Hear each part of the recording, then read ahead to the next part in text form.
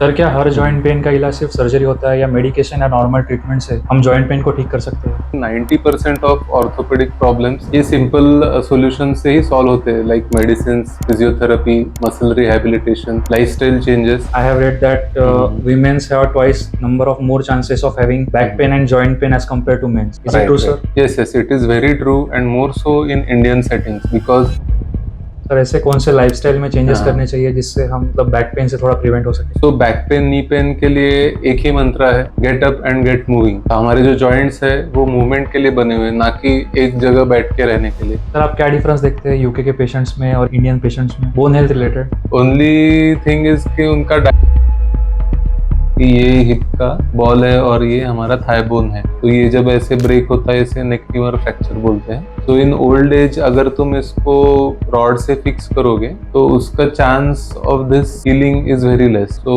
In old people after 60-65 years we go for a replacement. 100% successful है ये replacement? देखो फिर से आपने 100% बोला तो 100%।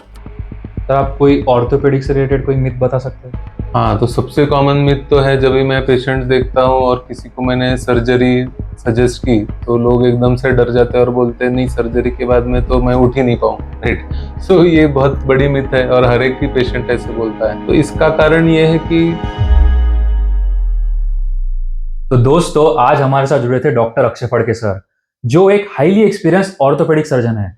उन्हें इस फील्ड में करीबन 11+ इयर्स का एक्सपीरियंस है और आज हमने उनके साथ बोन हेल्थ, कार्टिलेज हेल्थ, नी रिप्लेसमेंट सर्जरी और ऑर्थोपेडिक्स के काफी सारी टर्म्स पर बातचीत की है।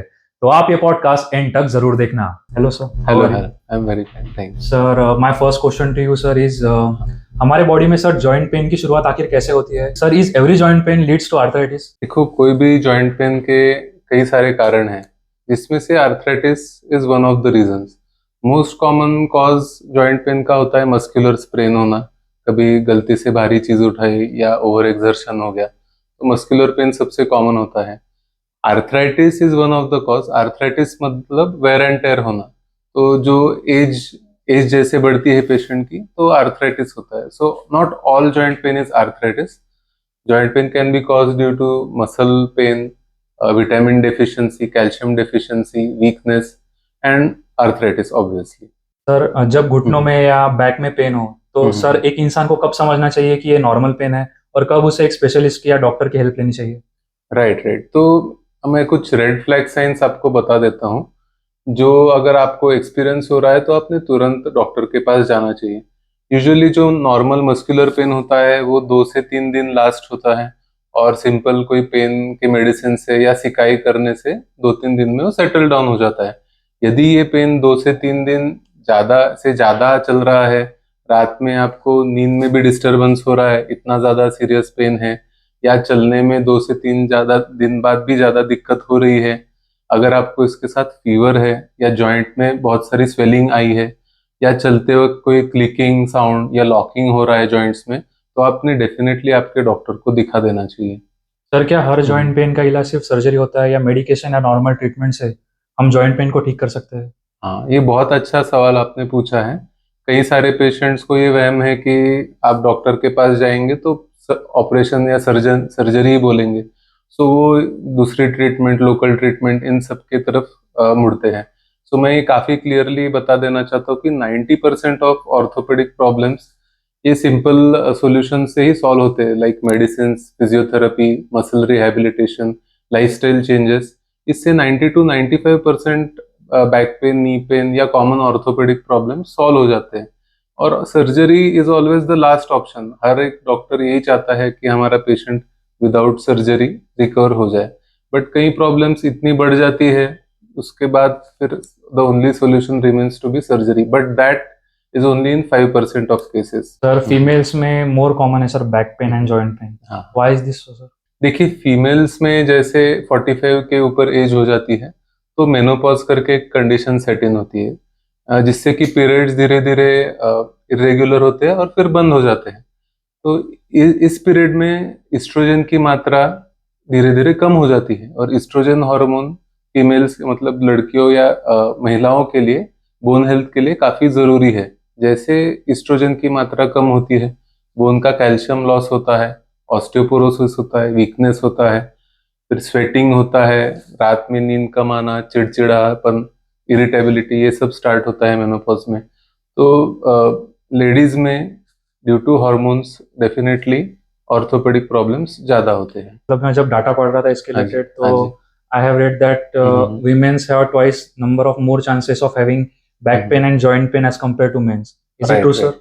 Yes, yes, it is very true and more so in Indian settings, because women का डाइट आप देखेंगे और मेन का डाइट देखेंगे, उसमें भी काफी फर्क है।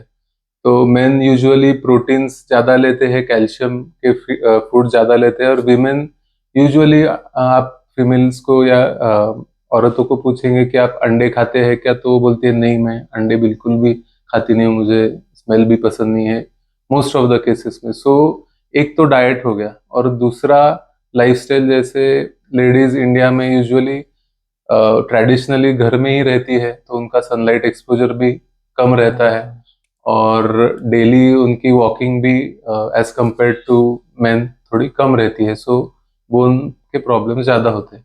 ऑल्सो घर के जो काम रहते हैं, लाइक ट्रेडिशनल काम जैसे स्वीपिंग हो गया, इसमें लेडीज को झुक के काम करना पड़ता है। कुकिंग हो गया, कई लेडीज अभी भी चूल्हे पे कुकिंग करती है। सो इन सब फैक्टर्स के वजह से लेडीज को ज़्यादा प्रॉब्लम होती है।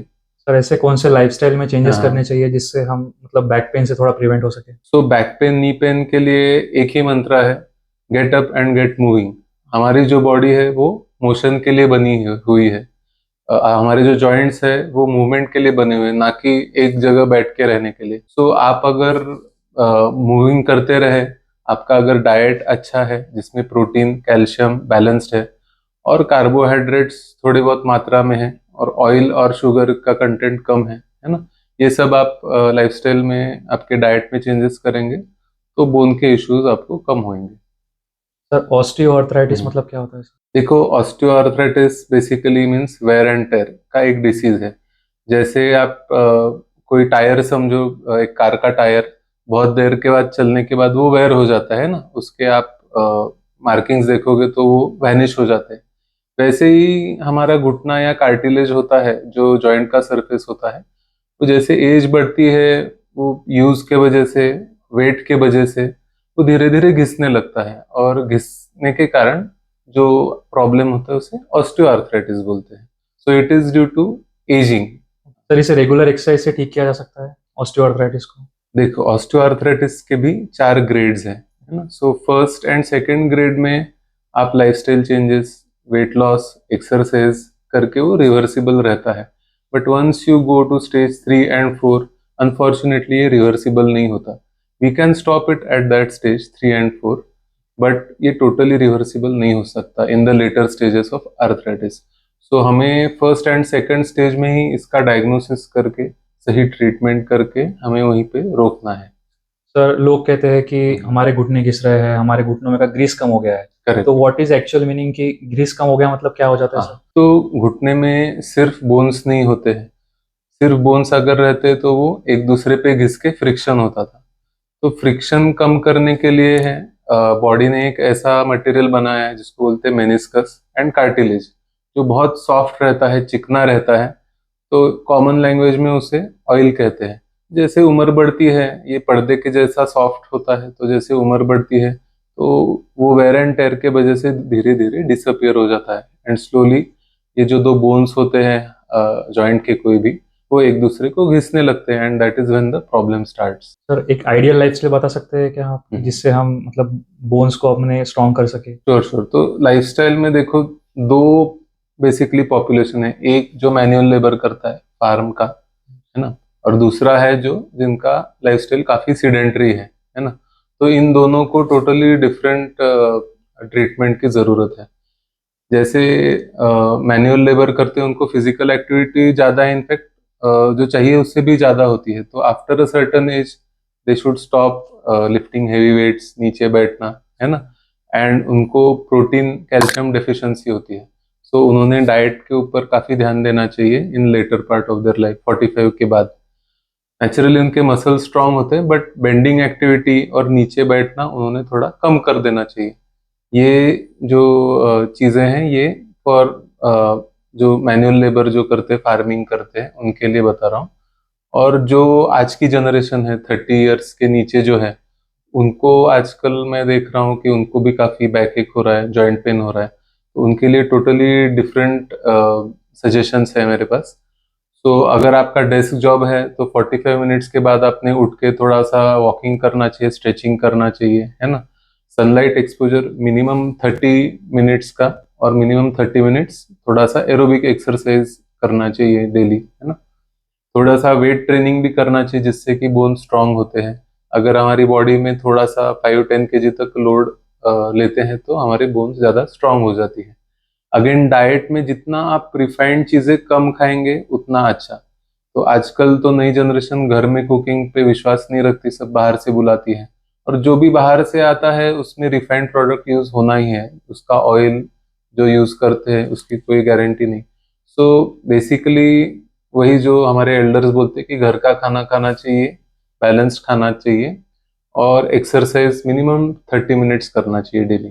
सर घर के खाने में ऐसा क्या इंक्लूड कर सकते हैं हम जिससे मतलब हमारे को हाँ, कैल्शियम ज़्यादा ज़्यादा क्वांटिटी में मिल सके? राइट। तो इसमें vegetarian sources of calcium, milk, milk is the best source of calcium.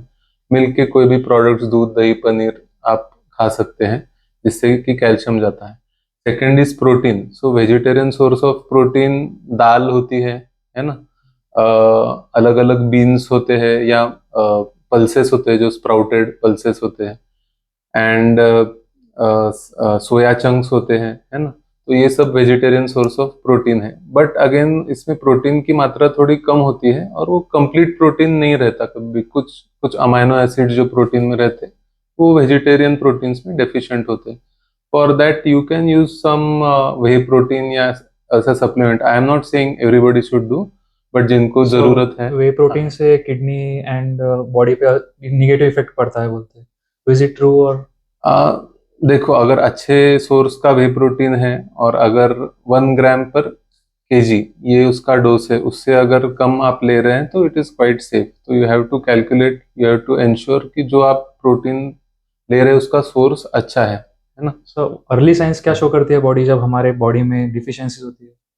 हाँ, सो थकावट आना, बहुत जल्दी थकना, सुबह उठने का मन नहीं करता, जैसे उठते ऐसे लगता है और थोड़ी देर सोए, है ना। फिर कंसंट्रेशन कम होना, पूरे बॉडी में दर्द होना, बदन दर्द, हर मसल में पेन होता है ना? और वायरल बीमारियां जल्दी हो जाती है, हमारी इम्यूनिटी कम हो जाती है। सर जिमिंग के टाइम में मोस्टली हाँ, लोग सर वेट लिफ्टिंग करते राइट, हैं। मिस्टर ओलम 8 टाइम मिस्टर ओलंपिया है Ronnie Coleman, he has got injured right, and right, 32 surgeries हुई उनकी शायद। तो सर वेट लिफ्टिंग इज मतलब राइट है या मतलब ज्यादा क्वांटिटी में वेट लिफ्ट हाँ। करना हमारे बोन्स के लिए कितना हार्मफुल है? देखो, वेट लिफ्ट करना हमारे बॉडी के लिए अच्छा है, ये साइंस ने प्रूव किया है। कुछ कुछ exercises, weight training is very beneficial for our muscle and our skeleton and our bone health as such. But वो कोई ट्रेनी चाहिए जो आपको एडवाइस प्रॉपर करे ट्रेन कर और सकते प्रॉपरली आपको ट्रेन कर सके। Of muscle. कोर्स बहुत हेवी अगर वेट उठाएंगे तो डैमेज होगा। हर चीज में अगर एक्सट्रीम पे जाएंगे तो it will be not beneficial for the body. Sir या ये एक्सेसिव रनिंग के साथ भी सेम ही है क्या कि अगर एक्सेसिव रनिंग की तो जॉइंट्स के लिए हार्मफुल होती है? Correct, correct. सो रनिंग भी अगर करनी है तो पहले ही दिन मैराथन नहीं भागना है, धीरे धीरे धीरे धीरे हमारी बॉडी को की कैपेसिटी को बिल्डअप करना है। Running is a very good exercise. But क्या होता है कि कई बार अभी के जो यूथ है वो भर्ती देने के लिए सडनली रनिंग स्टार्ट करते, तो they end up with shin pain, knee joint, ankle joint injuries. So ये धीरे धीरे धीरे धीरे हम हमें रनिंग बढ़ाना है, ना कि सडनली एकदम 4 किलोमीटर भाग लिया, ऐसे नहीं करना है। सर आप क्या हाँ, सजेस्ट करेंगे, आउटडोर रनिंग या ट्रेडमिल पर रन करना? दोनों में से अच्छा क्या है, ट्रेडमिल पर रन करना या आउटडोर रनिंग? तो दोनों के plus points and negative points है ना। तो ट्रेडमिल पे बेसिकली जो सरफेस रहता है वो डैमेज नहीं करता हमारे नी जॉइंट्स को। So in that sense treadmill is a safe exercise. But वो आउटडोर रनिंग को स्टिमुलेट नहीं करता, जैसे वो फ्लैट सरफेस होता है तो बॉडी को बैलेंस करने के लिए इतना एक्टिव नहीं होना पड़ता। जो स्मॉल मसल्स है बॉडी के, फुट के, वो इतना एक्टिव नहीं रहते। It is quite a boring exercise और सेम करते जाओ करते जाओ। In sense of injury that is quite good treadmill, injuries कम होती है। बट जो नेचुरल रनिंग है उसके बेनिफिट्स है कि आपका बैलेंस भी इम्प्रूव होता है, जो स्मॉल मसल्स है फुट के, नी के, वो भी एक्टिवेट होते हैं। ओनली थिंग इज दैट कि बहुत हार्ड सरफेस पे आपने रनिंग नहीं करनी है, जैसे कंक्रीट का रोड हुआ या टार का रोड है, इस पे आपने रनिंग नहीं करनी है, ग्राउंड पे आप रन कर सकते हैं। सर मसल बिल्डिंग के लिए हमारे हम्म। यूथ में सर स्टेरॉइड्स का यूज ज्यादा हो रहा है, तो सर स्टेरॉइड के यूज से हमारे बोन की डिफॉर्मिटी बढ़ती है क्या सर? स्टीरॉयड तो बहुत हानिकारक है, इससे जितना आप दूर रह सके उतना दूर रहना चाहिए। जो एनाबॉलिक स्टीरॉयड्स की एनाबॉलिक मैं स्टेरॉइड्स। बात कर रहा हूँ, उससे तो सिर्फ हानिकारक ही है, वो शॉर्ट टर्म के लिए आपको अच्छा लगेगा, बट उसके जो डिसएडवांटेजेस है या उसके साइड इफेक्ट्स है, उनकी मैं गिनती करूंगा तो सब लोग डर जाएंगे। You have started robotic knee replacement technology in Yotmal. Correct So, correct. sir, can you tell us about what is it? क्या है श्योर ये? Sure sure. तो बेसिकली रोबोटिक नी रिप्लेसमेंट मतलब ऐसा नहीं है कि डॉक्टर सिर्फ खड़ा है एंड पूरी सर्जरी और पूरी चीरफाड़ रोबोट कर रहा है, ऐसा बिल्कुल नहीं होता। मैं स्टेजेस में आपको बताता हूँ क्योंकि एग्जैक्टली। सर लोगों में डर हाँ होता है कि रोबोट अगर सर्जरी हाँ करेगा हाँ तो कैसी होगी हाँ सर? हाँ, करेक्ट करेक्ट। तो मैं आपको स्टेजेस बताता हूँ इसके, कैसे प्लानिंग होता है। जब पेशेंट आता है हमारे पास रोबोटिक सर्जरी करने के लिए, तो सबसे पहले उसके एक्सरेज और स्कैन्स होते हैं, और ये कंप्यूटर के सॉफ्टवेयर में हम फीड करते हैं, और ये डेटा के बेसिस पे एक 3D मॉडल बनाता है कंप्यूटर का सॉफ्टवेयर। और वो 3D मॉडल को हम स्टडी करते हैं, और उस पे बेस्ट कौन सा कंपोनेंट बैठेगा, कौन से साइज का, कौन से अलाइनमेंट, रोटेशन, ये सब कैलकुलेशन के लिए जो बेस्ट करके जो बेस्ट बैठेगा, वो हम सिलेक्ट करते हैं। तो फिर ये प्लान जब फाइनलाइज हो जाता है, जो रोबोटिक आर्म होता है वो क्या करता है कि ये जो कट्स होते हैं, वो सिर्फ वो कट्स कंप्लीट करता है विथ 100% एक्यूरेसी। तो दैट इज रोबोटिक सर्जरी। और उसके जो कंट्रोल्स होते हैं वो सर्जन के हाथ में होते हैं। Any time that we feel कि कुछ तो गड़बड़ हो रही है, then immediately we can stop and shift to our conventional surgery. So ऐसा नहीं है कि अनसेफ है।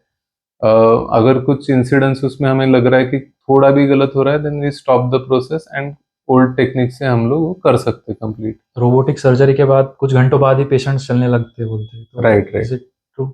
Yes yes, it is very true, और मैं बताता हूँ क्यों। क्योंकि ये जो बोन के कट्स होते हैं, ये रोबोट जब लेता है तो सब मिलीमीटर की एक्यूरेसी से करता है, जिससे कि जो हम कंपोनेंट्स बिठाते हैं वो बहुत परफेक्ट बैठते हैं और एकदम स्टेबल बैठते हैं उनमें। और मैनुअल जो ओल्ड टेक्निक से हम 100 से कट करते थे, उसमें थोड़ा आईबॉलिंग, मतलब थोड़ा हमारे हिसाब से हम कट करते हैं, तो इतना मिलीमीटर की एक्यूरेसी नहीं मिलती है उसमें, है ना। तो ये काफ़ी एक स्टेबल जॉइंट बनता है। प्लस अभी रिसेंट जो पेन कंट्रोल के टेक्निक्स आए हैं, जैसे एनेस्थेटिस्ट जो एपिड्यूरल देते हैं या पेन मेडिसिन देते हैं, उससे पेशेंट आजकल काफ़ी कंफर्टेबल रहता है। और अगर पेशेंट काफ़ी फिट है and he is willing to walk, तो हम पेशेंट के ऊपर चॉइस देते हैं, he can walk on the same day. Yes yes. Sir आप थोड़ा बेसिक बता सकते हैं कि how does knee pain starts in our body? Knee pain हमारे हाँ, बॉडी में स्टार्ट कैसे होता है? Right right. सो यूजुअली सबसे कॉमन प्रॉब्लम है ऑस्टियोआर्थराइटिस, है ना। तो ऑस्टियोआर्थराइटिस जैसे एज बढ़ती है, हमारा जो कार्टिलेज और चिकनाहट जो मेनिस्कस की रहती है वो धीरे धीरे कम हो जाती है, and slowly bone to bone rubbing start होता है ऑस्टियोआर्थराइटिस में। और वो फ्रिक्शन के वजह से बोन के कुछ हिस्से टूट जाते हैं या नया बोन बनता है, जिसको हम ऑस्टियोफाइट बोलते हैं। एंड अगेन ये एक विशस साइकिल के जैसे बढ़ते जाता है, जो बोन के प्रोसेसेस बढ़ते हैं वो और फ्रिक्शन बढ़ा देते हैं, और वो विशस साइकिल से ऑस्टियोआर्थराइटिस बढ़ते जाता है जैसे एज बढ़ती है। दिस इज अबाउट ऑस्टियोआर्थराइटिस, ऐसे पेन स्टार्ट होता है। सर नी रिप्लेसमेंट सर्जरी का सर सक्सेस रेट कितना है? मतलब is yes. It 100% successful? No no, in medicine 100% successful अगर आपको कोई बोल रहा है तो उससे दूर भाग जाना चाहिए, है ना। क्योंकि we are dealing with a human life, right. So 100% and guarantee, these words are out of the dictionary. So 98.5% success rate होता है नी रिप्लेसमेंट का, and it is one of the most successful orthopaedic surgery. This has been prove time and again, right. So it is one of the most successful surgery, 98.5% इसका success rate होता है। Sir आप थोड़ा footwear के बारे में बता सकते हैं कि हम हाँ हाँ फुटवेयर कैसे यूज करें कि हमारे हाँ फीट हाँ। या लेग्स पर ज़्यादा प्रेशर ना पड़े? तो आप जो फुटवेयर यूज करते हो वो बहुत हार्ड भी नहीं होना चाहिए और बहुत सॉफ्ट भी होना नहीं चाहिए। लेडीज में हम अक्सर देखते हैं कि वो हील्स यूज करते हैं, वो बॉडी के लिए तो बहुत ही हानिकारक है, क्योंकि अगर हील्स या जो ऊंची चप्पल रहती है उससे बॉडी का वेट थोड़ा आगे जाता है, जो सेंटर ऑफ ग्रेविटी होती है बॉडी की वो थोड़ी सामने जाती है, और फिर हमारा पेल्विक पेल्विक टिल्ट होके थोड़ा बॉडी ऐसे पीछे ट्राई टू बैलेंस करती है। सो ये हमारे हिप पे, स्पाइन पे, नीज पे, एंकल्स पे काफी निगेटिव इफेक्ट देता है। सो हील्स सबसे डेंजरस फुटवेयर है, एंड बाकी हार्ड फुटवेयर जो चुभता है वो भी काफी हानिकारक है फीट के लिए। एंड सर फ्लोर, जिस फ्लोर पे हम चलते हैं, मार्बल या टाइल्स, तो राइट राइट वो राइट। हमारे नीज पे क्या असर करता है? तो देखो, ह्यूमंस जैसे इवोल्यूशन हुआ है, they were walking for millions of years on mud, dirt, and ये मार्बल पे और टाइल्स पे हम लास्ट 100 ईयर्स से ही चल रहे हैं, उससे पहले तो मिट्टी पे ही चलते थे। So our body is not use to walk on a very hard surface, right. So definitely अगर आप मार्बल पे विदाउट फुटवेयर चल रहे हैं तो it will negatively impact your knee joint and ankle joint, that is proven. Sir थोड़ा lower back pain के बारे में बताइए, because it is very common right nowadays. Right. So तो लोअर बैक पेन हमारे बॉडी में स्टार्ट कैसे होता है? What is the initial stage? तो देखो, 80% of the lower back pain is muscular in origin.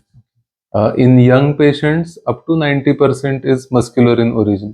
And most of the common reason होता है कि continuous sitting, lack of exercise, increase in body weight, है ना, लाइफस्टाइल प्रॉब्लम बेसिकली। तो उससे young people में बैक एक स्टार्ट होता है। और जो 45 एंड अबव है उनके लिए अलग रीजंस है बैक एक स्टार्ट होने के। तो उनमें जैसे घुटने का आर्थराइटिस होता है, स्पाइन में भी जॉइंट्स होते हैं, उसका भी आर्थराइटिस होता है स्पाइन के जॉइंट्स का। सो फॉरवर्ड बेंडिंग में वो जॉइंट्स घिस के पेन होता है। Second main reason is osteoporosis, calcium की कमी आफ्टर एन एज ऑफ 45, है ना। सो उसके बाद disc bulge is also common after 45 years of age, उससे भी बैक पेन होता है, बट उसके साइंस काफी अलग है। जैसे जो मस्कुलर बैक पेन होता है that is limited only to your back, वो सिर्फ पीठ में रहता है। बट अगर आपकी नस दब रही है डिस्क की वजह से तो वो पेन आपका पैर तक जाएगा, जिससे हम शायटिका बोलते हैं। आपके पैर में झुंझुनाहट रहेगी, सेंसेशन थोड़ा कम होगा, किसी को वीकनेस भी होगा। So these are the different types of causes for back pain, और हर एक का सिम्टम्स और साइंस अलग होता है। तो साइटिका का जो पेन है वो बैक पेन से रिलेशन में है क्या सर?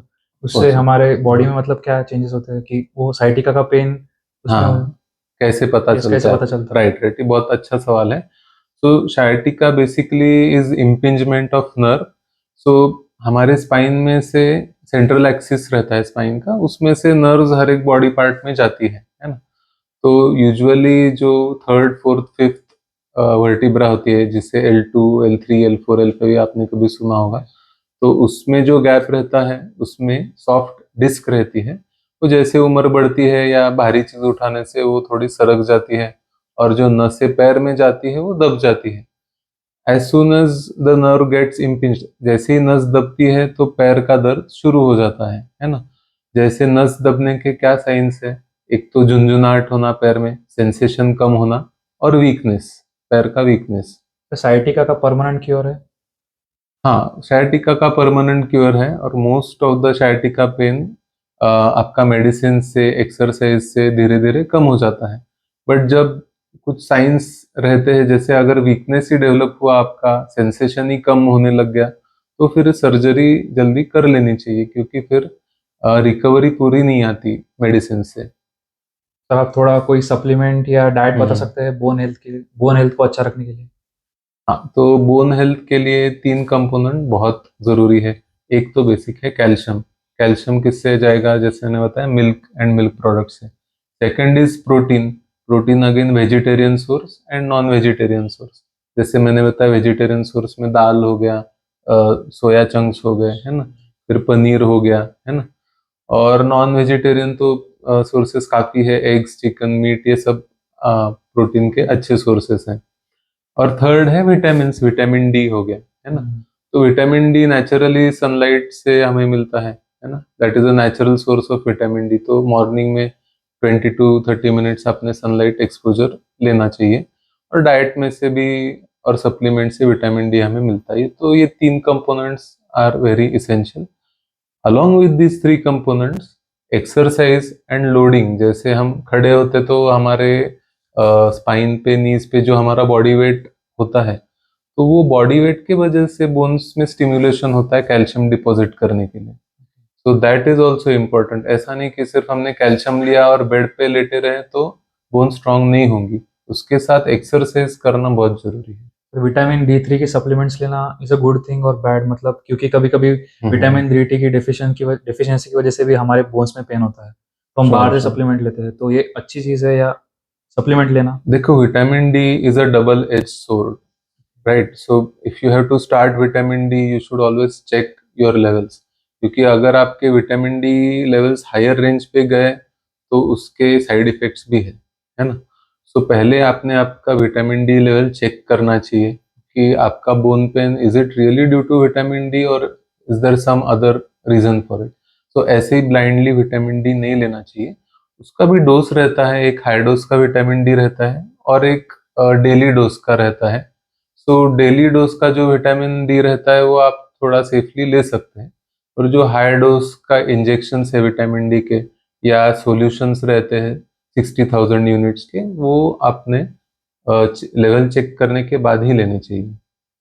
सर हम ऐसा देखते हैं कि सर्दियों में थोड़ा जॉइंट पेन ज्यादा होता है, तो सर राइट, ऐसा क्या राइट। होता है बॉडी में कि सर्दियों में जॉइंट पेन ज्यादा होता है? जैसे ही सीजन चेंज होता है और ठंडी आती है तो बॉडी में स्टिफनेस हो जाता है, थोड़ा मसल्स भी स्टिफ हो जाते हैं। तो ये देखने मिलता है कि जो स्पोर्ट्स इंजरीज है या जॉइंट पेन्स है, वो ठंड के टाइम में ज़्यादा बढ़ते हैं। जैसे मैं यूके में भी काम करता था, तो वहाँ पे मसल इंजरी, टेंडन इंजरी का इंसिडेंस बहुत ही ज़्यादा है as compare to India. Sir आप क्या डिफरेंस देखते हैं यूके के पेशेंट्स में और इंडियन पेशेंट्स में, बोन हेल्थ रिलेटेड? अच्छा, देखो, पेशेंट्स तो हर जगह के सेम ही होते हैं। पर ओनली थिंग इज कि उनका डाइट थोड़ा protein rich, calcium rich definitely होता है, बट ऐसा मत समझे कि सभी अच्छा है। वहाँ पे जो रिफाइंड प्रोडक्ट्स का यूज वो बहुत ज़्यादा है, सो ओबेसिटी की मात्रा तो बहुत ही ज़्यादा है एज कम्पेयर टू इंडिया। और अनफॉर्चुनेटली अभी इंडियन पेशेंट्स भी जो मैं देख रहा हूँ, most of my patients are obesity. हाँ, तो ये हमको थोड़ा-सा वेस्टर्न कल्चर से थोड़ा दूर रहना चाहिए, जो फास्ट फूड, रिफाइंड प्रोडक्ट जो मार्केट में आते हैं, तो थोड़ा हमें सोच के यूज़ करना चाहिए। सर शुगर का कंजम्पशन भी बोन हेल्थ के लिए हानिकारक है? देखो, डायरेक्टली शुगर का कंज़म्पशन हानिकारक नहीं है, but taking excess sugar is just like poison, right? So sugar से भी मिनिमम क्वांटिटीज़ में sugar is okay, but excess quantity में it is as good as poison. So sugar से भी आप थोड़ा दूर रहिए। सर अडल्ट्स में स्मोकिंग एंड ड्रिंकिंग है, मतलब बहुत मात्रा में बढ़ चुका है, तो स्मोकिंग एंड हाँ। ड्रिंकिंग का भी इफेक्ट है बोन हेल्थ पे? Of course, of course. देखो, स्मोकिंग तो हमारे बॉडी के हर एक पार्ट के लिए हानिकारक है, क्योंकि उसमें निकोटिन रहता है। और निकोटिन से क्या होता है कि जो सबसे छोटी खून की पेशी रहती है, माइक्रोवेस्कुलर जो स्ट्रक्चर्स होते हैं, सबसे छोटी जो ब्लड वेसल्स होती है, वो कंस्ट्रिक्ट हो जाती है, वो ऐसे छोटी हो जाती है, जिससे कि सर्कुलेशन कम हो जाता है। और इसके इफेक्ट्स बॉडी के हर एक पार्ट में आपको अफेक्ट कर सकते हैं, not only bone. So smoking is a very deadly thing. Second, alcohol भी खराब है, अच्छा है ऐसा नहीं मैं बोल रहा हूँ, बट अल्कोहल से आजकल देखने को आया है कि एवियन की मात्रा बहुत बढ़ रही है, उससे भी सर्कुलेशन कम होता है, और जो हिप जॉइंट का जो बॉल जॉइंट रहता है वो खराब हो जाता है एवियन से। So both of this things are very bad for bone. What is AVN? तो एवियन इज अवेस्कुलर नेक्रोसिस, जो हमारे हिप का बॉल जॉइंट होता है उसका सर्कुलेशन जो होता है वो थोड़ा सा अलग रहता है बाकी बोन से। तो अल्कोहल के बहुत ज़्यादा कंजम्पशन से उसके जो ब्लड वेसल्स रहते हैं वो डैमेज हो जाते हैं, और बॉल को सर्कुलेशन ठीक से होता नहीं है, और वो जो हिप का बॉल है वो धीरे धीरे खराब हो जाता है। सर बहुत से ओल्ड पेशेंट्स में सर हिप का बॉल हाँ, सरक जाता है गिरने के बाद या घुटनों राइट, में, तो राइट, फिर राइट, उसका राइट। हम कैसे, मतलब उसके लिए हाँ, उसका रिप्लेसमेंट पॉसिबल है हिप बोन का? Yes, yes. तो देखो, आप जो बात कर रहे हैं वो नेक फीमर फ्रैक्चर की बात कर रहे हैं, जो सबसे कॉमन ऑस्टियोपोरोटिक फ्रैक्चर है ऑफ द हिप जॉइंट। सो इसका जैसे एज आपकी 60 के ऊपर होती है तो फिर हम रिप्लेसमेंट सजेस्ट करते हैं। इसका कारण ये है कि अगर वो फ्रैक्चर हम जोड़ने के लिए ट्राई करते हैं तो वो ठीक से जुड़ता नहीं, अगेन बिकॉज उसका सर्कुलेशन कम है। तो नेक फीमर फ्रैक्चर, जैसे मैं आपको अगर दिखा सकता हूँ कि ये हिप का बॉल है और ये हमारा थाई बोन है ना। तो ये जब ऐसे ब्रेक होता है इसे नेक फीमर फ्रैक्चर बोलते हैं। सो इन ओल्ड एज अगर तुम इसको रॉड से फिक्स करोगे तो उसका chance of this healing is very less. So in old people after 60-65 years we go for a replacement. Sir 100% successful है ये रिप्लेसमेंट? इसमें भी चांसेस देखो फिर से आपने 100% बोला तो Chances. 100% नहीं बोलना है।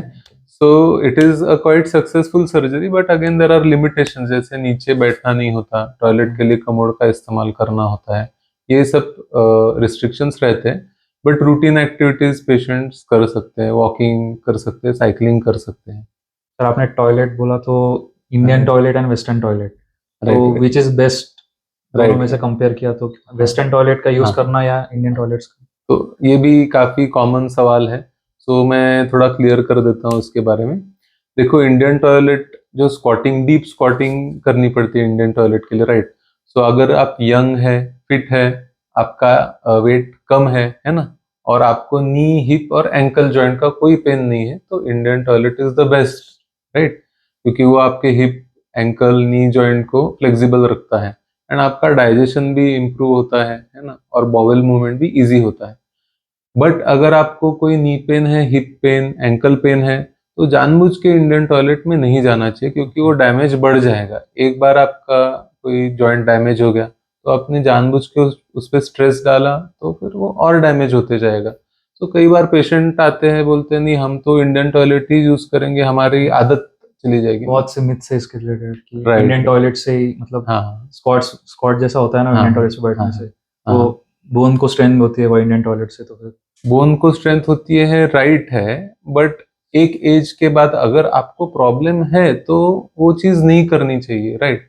जैसे वेट लिफ्टिंग अच्छा है तो क्या Accessible. बुढ़ापे में आप वेट लिफ्टिंग करेंगे? नहीं करेंगे, उससे प्रॉब्लम बढ़ जाएगा, करेक्ट। मैराथन अच्छा, रनिंग अच्छा है बट आपको फ्रैक्चर हुआ और रनिंग किया तो अच्छा रहेगा क्या? नहीं रहेगा। So there are conditions. Of course Indian toilet is good, but if you don't have any bone issues, आप एक्टिव फिट है, तो फिर आप इंडियन टॉयलेट यूज कीजिए। बट ऐसा नहीं है कि आपको नी पेन, आर्थराइटिस हो गया और उसकी हैबिट ब्रेक हो जाएगी इसलिए आप दर्द सहन करके नीचे बैठ रहे, that is a wrong thing. Sir आप कुछ टिप्स बता सकते हैं आइडियल सिटिंग पोस्चर के लिए?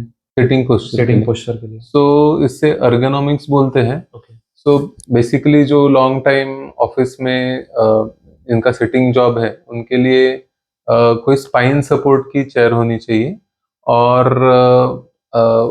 उनका जो स्क्रीन रहता है वो अपने आईज के लेवल पे होना चाहिए, और एल्बोज को रखने के लिए सपोर्ट होना चाहिए। These are the 3 basic. Sir हमारे घर पे ओल्ड एज पीपल होते हैं, तो can you suggest some tips कि हम हमारे पेरेंट्स का या ओल्ड पीपल के बोन्स को हेल्दी रख सके, या उन्हें मतलब ऐसे कुछ टिप्स बता सकते हैं आप कि उनकी बोन हेल्थ अच्छी रह सके? Sure sure. तो एक तो सबसे पहले आता है डाइट। उनका कैल्शियम प्रोटीन आप देखिए डाइट में कैलकुलेट कीजिए, और बहुत ऑयली चीज़ें, मीठी चीज़ें जैसे शुगर लेडन फूड्स अवॉइड करने हैं। दूसरा है सिंपल एक्सरसाइजेस, जैसा वॉकिंग हुआ है ना, लो इम्पैक्ट एक्सरसाइजेस हुआ, सिंपल स्टैंडिंग योगा हो गया, that is very beneficial for them. और body weight exercises if they can do, then that is very good for them also. Body weight exercise मतलब half squat हो गया, या core exercise, planks हो गए, अगर 50-60 की एज में करते हैं तो बहुत ही अच्छा। सर आप ऑस्टियोपोरोसिस एंड रूमेटॉइड अर्थराइटिस के बीच में डिफरेंस बता सकते हैं कि मोस्टली लोगों को कॉमन ही लगता है अर्थराइटिस? तो osteo arthritis and rheumatoid arthritis, शायद आप ये पूछ रहे हैं। सो जैसे मैंने बताया, osteoarthritis is a wear and tear disease. जैसे उम्र बढ़ती है और घुटने के बोन्स घिस जाते हैं, जैसे अपना टायर घिसता है, it is the same process. तो वो सभी को स्टार्ट होता है आफ्टर अ सर्टन एज, किसी को ज्यादा, किसी को कम मात्रा में। That depends on their weight, their genetic makeup, है ना। तो that is osteoarthritis. Now rheumatoid arthritis is a totally different thing. ये अलग टाइप की बीमारी है। रूमेटॉइड आर्थराइटिस, जिसको हम मराठी हिंदी में गठियावात बोलते हैं, या आमवात भी बोलते हैं मराठी में, that is an immunity disorder. जो बॉडी की इम्यूनिटी रहती है वो ऐसे कुछ प्रोटीन्स बनाती है जो जॉइंट में जाके जॉइंट को डैमेज करते हैं। खुद की ही बॉडी ऐसे प्रोटीन्स बना रही है जो खुद के ही जॉइंट्स को डैमेज कर रही है, तो इसको बोलते हैं इम्यूनिटी डिसऑर्डर, है ना। So rheumatoid and osteoarthritis are different in these ways. Sir immunity कम होना मतलब एग्जैक्टली आप थोड़ा समझा सकते हैं कि क्या होता है इम्यूनिटी कम होना? इम्यूनिटी कम नहीं होती, इम्यूनिटी गलत प्रोटीन्स बनाती है। मैं सिंपल वे में एक्सप्लेन करता हूँ। हमारे बॉडी के लिए इम्यूनिटी बहुत ही जरूरी है। कोई भी इन्फेक्शन हुआ, जैसे वायरल हुआ या बैक्टीरियल हुआ, तो हमारे बॉडी में कुछ सफेद खून की पेशी, व्हाइट ब्लड सेल्स होते हैं, जो कुछ प्रोटीन्स एंड केमिकल्स बनाते हैं जो इनके वायरसेस को मार देते हैं, खत्म कर देते हैं। बट कभी कभी ऐसा होता है कि ये जो व्हाइट ब्लड सेल्स होते हैं, सफेद खून की पेशी होती है, वो कुछ गलत केमिकल्स या गलत प्रोटीन्स बनाते हैं जो हमारे बॉडी के ही ऑर्गन्स को डैमेज करते हैं। सो ये है इम्यूनिटी का गलत रिएक्शन बॉडी का। जेनेटिकली ट्रांसफर हो सकता है सर? हाँ, इसमें जेनेटिक्स का काफी बड़ा रोल है। अगर हमारे पेरेंट्स को रहा तो यस यस, चांसेस है कि हमारे फ्यूचर करेक्ट करेक्ट करेक्ट। सो ये अगर आपके पेरेंट्स में या ब्लड रिलेटिव्स में है तो आपको हाई हाई चांस है इसका होने का। सर आप कोई ऑर्थोपेडिक से रिलेटेड कोई मिथ बता सकते हैं? हाँ, तो सबसे कॉमन मिथ तो है, जब भी मैं पेशेंट्स देखता हूँ और किसी को मैंने सर्जरी सजेस्ट की तो लोग एकदम से डर जाते हैं और बोलते हैं नहीं, सर्जरी के बाद में तो मैं उठ ही नहीं पाऊंगा, राइट। सो ये बहुत बड़ी मिथ है और हर एक ही पेशेंट ऐसे बोलता है। तो इसका कारण ये है कि शायद 100 में से 99 पेशेंट्स ठीक हो गए और एक पेशेंट में कुछ कॉम्प्लिकेशन आया। सो वो निगेटिव पब्लिसिटी जो एक पेशेंट करता है वो पूरे गांव में या मोहल्ले में एक डर का माहौल फैला देता है। जो 99 पेशेंट्स अच्छे होते हैं वो इतनी पब्लिसिटी नहीं करते, या निगेटिव जो न्यूज रहती है वो फास्ट स्प्रेड होती है, ऐसा मैं बोलूंगा। बेसिकली कोई भी पेशेंट हमारे पास आता है तो हम उसका जो फंक्शनल आउटकम है वो इम्प्रूव करने के लिए ही सजेस्ट करते हैं, ना कि उसको बेड पे सोया रहे इसलिए नहीं एडवाइस करते। इसका स्पाइन के सर्जरीज में तो बहुत बड़ा इशू है कि हर एक पेशेंट डरता है स्पाइन सर्जरीज से। तो आजकल इतनी अच्छी टेक्निक्स आई है, मिनिमली इन्वेजिव स्पाइन सर्जरी हो गई, माइक्रोस्कोपिक डिसेक्टोमी, तो ये सर्जरीज काफ़ी सेफ है और इसमें जैसे बॉडी की चीरफाड़ बहुत कम होती है। सो अगेन स्पाइन सर्जरी भी आजकल काफ़ी सेफ हो गई है। सर आप थोड़ा माइक्रोस्कोपिक डिसेक्टोमी के बारे में बता सकते हैं कि क्या है? राइट, बेसिकली elaborate मैं करके। स्पाइन सर्जन नहीं हूँ बट स्टिल थोड़ी बहुत जो नॉलेज है, तो पहले के ज़माने में जो कन्वेंशनल स्पाइन सर्जरी रहती थी उसमें जो चीरा रहता था वो बहुत बड़ा रहता था। अभी जो टेक्निक है कि वो छोटा चीरा लेते हैं और फिर माइक्रोस्कोप से वो जो छोटी चीज़ है वो बहुत 10-100 टाइम्स मैग्नीफाइड दिखती है। सो इसके वजह से बहुत छोटे छोटे कट्स लेके मिनिमम टिश्यू इंजरी करके हम लोग ये सर्जरी कर सकते हैं। सर कभी कभी हम बैठे बैठे बोन्स क्रैक करते हैं उंगलियों के हाँ, पैर हाँ, के, तो हाँ। Is it a good habit और ये हमारे बोन्स को डिफॉर्म करती है? देखो, बोन्स को डिफॉर्म तो नहीं करेगी बट हैबिचुअल जो क्लिकिंग ऑफ जॉइंट्स, Joints। ये अच्छा हैबिट नहीं है। इससे जॉइंट्स वो डैमेज हो सकते हैं। मतलब ज्यादा ज्यादा मात्रा में किया तो कि ऐसे? हाँ, यस, हैबिचुअली किया तो दैट इज हार्मफुल। बट बहुत सारे पेशेंट्स ऐसे बोलते हैं जब मैं चलता हूँ तो मेरे घुटने में से आवाज आती है हाँ। या मेरे शोल्डर में से, नेक में से आवाज आती है, तो इससे डरना चाहिए क्या? सो उनके लिए ये सजेशन है कि अगर जो आवाज आ रही है उस समय अगर आपको पेन हो रहा है उस समय, तो that is something wrong which is happening and you have to show to a doctor. But normal clicking of joints एक नॉर्मल फिनोमेनन है। सर वेजिटेरियंस में does milk provide sufficient amount of calcium? क्या हमें बाहर से supplement लेने की जरूरत पड़ती है B3 या विटामिन डी की? विटामिन डी अलग हो गया, कैल्शियम अलग हो गया। वेजिटेरियन सोर्सेस ऑफ कैल्शियम बहुत सारे हैं, नॉट ओनली मिल्क, जैसे रागी हो गया, पल्सेस। उससे रिक्वायरमेंट ऑफ कोर्स सिर्फ वेजिटेरियन डाइट से रिक्वायरमेंट फुलफिल हो सकती है, बट आपको थोड़ा कैलकुलेट करना पड़ेगा आपकी डाइट को। सर घुटने या स्पाइन के पेन, मतलब ओल्ड एज पीपल में घुटने या स्पाइन का जो पेन होता है उसे हम कैसे मतलब कंट्रोल कर सकते हैं ओल्ड पीपल में? हाँ, तो बहुत सिंपल ट्रीटमेंट भी आप ले सकते हैं, स्टार्टिंग विथ मसल स्ट्रेनिंग, थोड़े सिंपल एक्सरसाइजेस जो आपको फिजियोथेरेपिस्ट आपको एक्सप्लेन कर सकता है।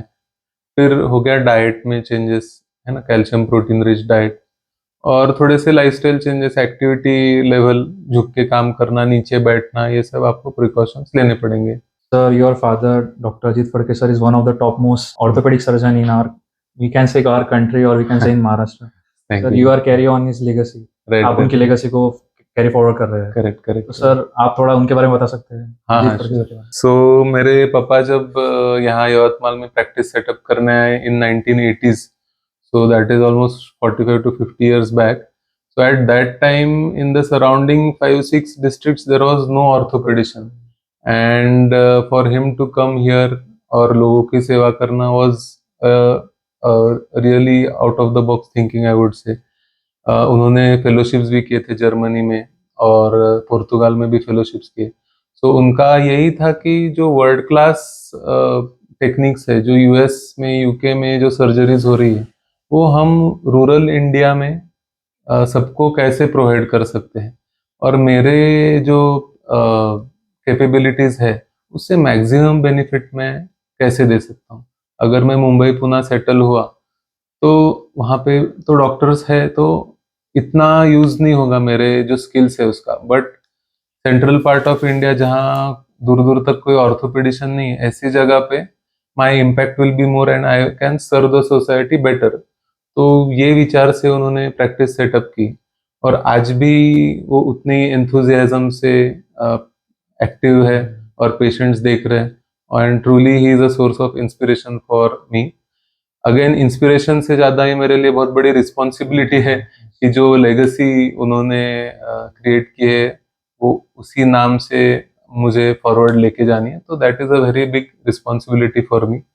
कुछ मॉरल बाउंड्रीज जो उनके है वो इतने स्ट्रिक्ट बाउंड्रीज है कि उसके बाहर वो कभी नहीं जाएंगे। So that is also an example that he has set, right. In Marathi हम बोलते हैं मोडेन पण वाकणार नहीं, he is of that stature, you know. कुछ गलत है तो he will not do it, चाहे कुछ भी हो जाए। सो ऐसे लोग बहुत रेयरली मिलते हैं और उनको एम्यूलेट करना बहुत मुश्किल है, but I am trying. Sir आपने यूके में काम किया है तो can you Right. Share your experience वहाँ पे आपने कैसे पेशेंट्स डील किए? तो यूके में और इंडिया में सिस्टम टोटली डिफरेंट है। यूके में एनएचएस है, national health service. So basically जैसे यहाँ पे गवर्नमेंट हॉस्पिटल्स है वहाँ पे सिर्फ और सिर्फ गवर्नमेंट हॉस्पिटल्स ही है, और बहुत रेयरली कुछ प्राइवेट क्लिनिक्स है जो कोल्ड केसेस को डील करते हैं, जैसे रिप्लेसमेंट हो गया, बट किसी को फ्रैक्चर हो गया तो उनको गवर्नमेंट सेटअप में ही जाना है। अगेन हमें लगता है the grass is greener on the other side, ऐसा नहीं है। उनके एडवांटेजेस भी है एनएचएस के, डिसएडवांटेजेस भी है। एडवांटेजेस में ये है कि उनके प्रोटोकॉल्स बहुत स्ट्रिक्ट है ना, rule by rule step by step सब फॉलो करना पड़ता है। हर एक सर्जन एक मशीन के जैसे उसको प्रोटोकॉल्स सिखाए जाते हैं और उसी स्टेप से हर चीज करनी पड़ती है। ऐसा नहीं कि मुझे कुछ अलग लग रहा है तो मैं अलग करूंगा, ऐसा नहीं है। You can not stray away from the rule book, right. So उससे क्या है कि पेशेंट्स की सेफ्टी बहुत बढ़ जाती है। ऐसा नहीं है कि कोई बाहर का या कोई अलग सर्जन है तो वो अलग चीज कर देगा। जो प्रोटोकॉल्स है उसी से आप प्रैक्टिस कर सकते हैं, right. So that is a great advantage वहाँ पे। डिसएडवांटेज है कि आप खुद से टेलर्ड ट्रीटमेंट, पर्सनलाइज ट्रीटमेंट नहीं ले सकते। अगर कैजुअलिटी में वेटिंग टाइम 12 घंटे है, कभी कभी 15 घंटे, तो आपको शांति से बैठ के वेट करना पड़ेगा। मैंने देखा है जब मैं काफ़ी बिजी एक नाइट थी कैजुअलिटी में, सो एंकल फ्रैक्चर के एक पेशेंट थे जो 60-65 ईयर्स के थे, बट बाकी इतने ट्रॉमा के पेशेंट्स थे that the poor patient had to wait for 8 hours to for any doctor to see him. So 8 घंटे वो ऐसे ही फ्रैक्चर का पैर लेके शांति से बैठे थे without creating any ruckus, right. So ये एडवांटेज इंडिया में पेशेंट समझते नहीं है कि आप जब चाहे जो स्पेशलिटी के डॉक्टर को हो, रात भी हो गई तो आप जाके डायरेक्ट ऑर्थोपेडिशियन को दिखा सकते हैं, राइट। वहाँ पे ऑर्थोपेडिशियन को आपको दिखाना है तो आपके फर्स्ट जीपी से अपॉइंटमेंट लेनी पड़ेगी, 6 महीने वेट करना पड़ेगा, फिर कोई ऑर्थोपेडिशियन या हो सकता है उसका जूनियर आपको देखेगा। अगेन आपको कोई एमआरआई या इन्वेस्टिगेशन करना है तो 6 मंथ्स की ऑलमोस्ट वेटिंग लिस्ट रहती है। सर्जरी नी रिप्लेसमेंट की 1-2 साल की वेटिंग लिस्ट रहती है। सो ये कुछ डिसएडवांटेजेस भी है, कुछ एडवांटेजेस भी है। सर आपने रोबोटिक नी हाँ। रिप्लेसमेंट टेक्नोलॉजी के बारे में बताया। हाँ सर यूके में कॉस्ट उसका और इंडिया में कॉस्ट, तो सर वो कॉमन पीपल अफोर्ड कर सकते हैं क्या सर वो रोबोटिक नी रिप्लेसमेंट थेरेपी?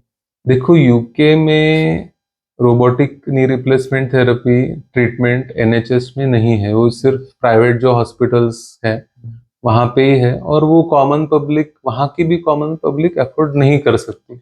वो सिर्फ जो सुपर रिच लोग रहते हैं उनके लिए वो प्राइवेट हॉस्पिटल्स रहते हैं, और आप उसके प्राइसेस देखेंगे तो इंडियन रुपीस में अबाउट 50 लाख से स्टार्ट होते हैं, और यहाँ पे अगर आप रोबोटिक करने गए तो 2.5 लाख में आपका हो जाता है। सो वो डिफरेंस भी यहाँ के पेशेंट्स ने अप्रिशिएट करना चाहिए कि कॉस्ट डिफरेंस भी कितना है। सर थोड़ा मैट्रेसेस एंड पिलोस के बारे में बात कर रहे हैं जब हम सोने के टाइम यूज करते हैं, यस, तो सर कितने मतलब कितने इसमें वो सही होना चाहिए, वो जो अपन पिलो यूज कर रहे हैं नेक राइट के नीचे अपने, हाँ, तो वो कैसा कैसा होना चाहिए सर, वो राइट मैट्रेसेस एंड पिलोस? हाँ, तो ये कॉमन क्वेश्चंस पेशेंट्स पूछते हैं।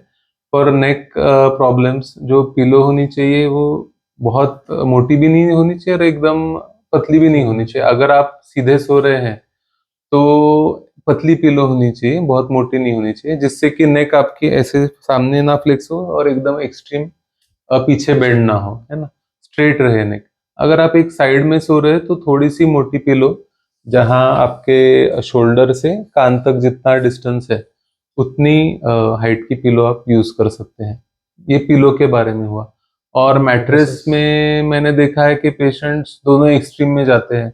कोई बोलता है मैं जमीन पे ही सो जाऊंगा अगर मुझे बैक पेन हो गया तो, कोई बोलता है मैं वो एकदम सॉफ्ट बेड पे ही सो जाऊंगा। तो ये दोनों चीज हानिकारक है।